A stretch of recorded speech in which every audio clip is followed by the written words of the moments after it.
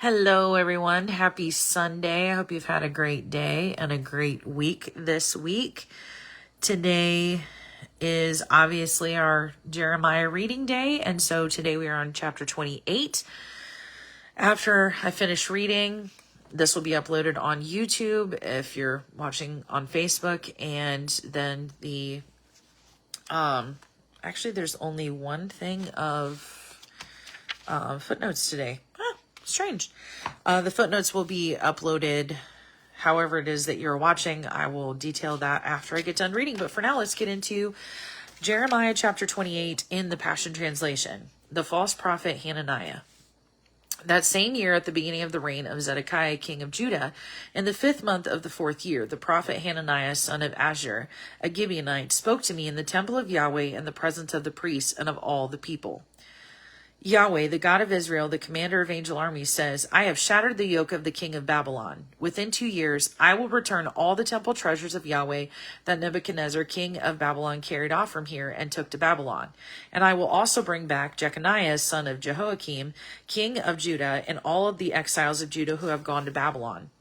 For Yahweh declares, I will shatter the yoke of the king of Babylon. Then Jeremiah the prophet replied to Hananiah the prophet in front of the priests and all the people who had come to worship at the temple of Yahweh. So be it. May he fulfill the words that you have prophesied and return all the temple treasures of Yahweh and all the exiles back to this place from Babylon. Nevertheless, listen to this word that I speak to you and the people.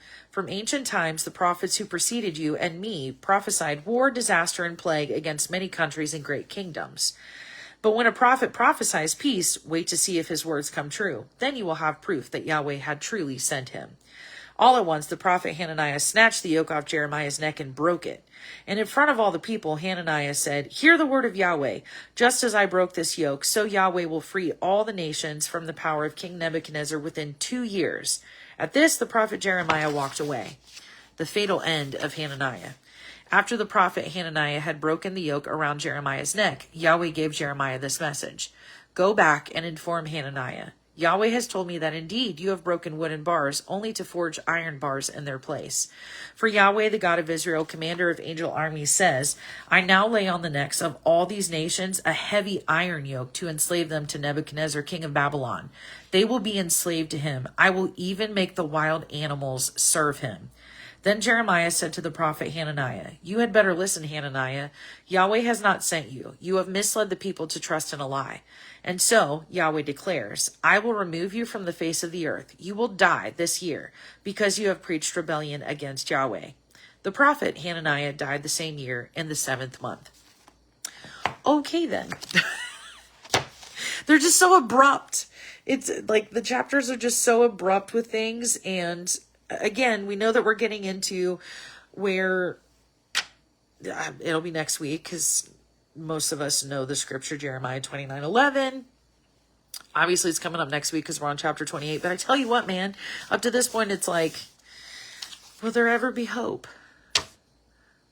But we know that there is because it's coming.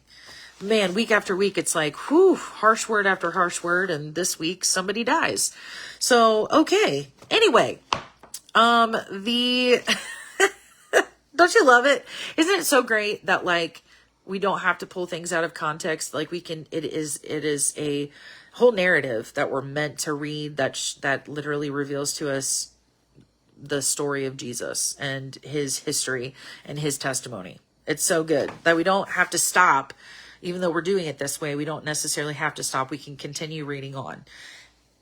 And Jesus eventually comes and, you know, everything that follows after that. So it's just sometimes when we're reading these one chapter, it's like, oh, that was so abrupt and somebody died literally. And that's how the chapter ends. Okay, cool. Makes you want to go like read something a little bit more hopeful somewhere else. Anyway, so that was chapter 28. And if you're reading, I always say that. If you are listening, watching on Facebook, the footnotes for this week will be in the comment section here shortly. If you're watching on YouTube, this video that was done on Facebook Live will be uploaded on YouTube here shortly. And the footnotes will be in a separate posting on there. So anyway, well, the word of the Lord for you is much more encouraging than what we read. However, again, it also makes you really think about when you say, thus saith the Lord, because that's pretty intense, man. This guy said, this is what the Lord's going to do. And then God actually speaks through his prophet. And then the word of the Lord is, you're going to die this year. And he does. So makes you really think about when you say things like, thus saith the Lord, it should bring some conviction, at least. So maybe that's what we're supposed to take with us this week from our scripture reading, is to really, really, really, before we say something like, thus saith the Lord, that we really take into account, confirmation. Did he really say that? That type of thing. Anyway, take that hopefulness with you. Take that convicting word with you as well.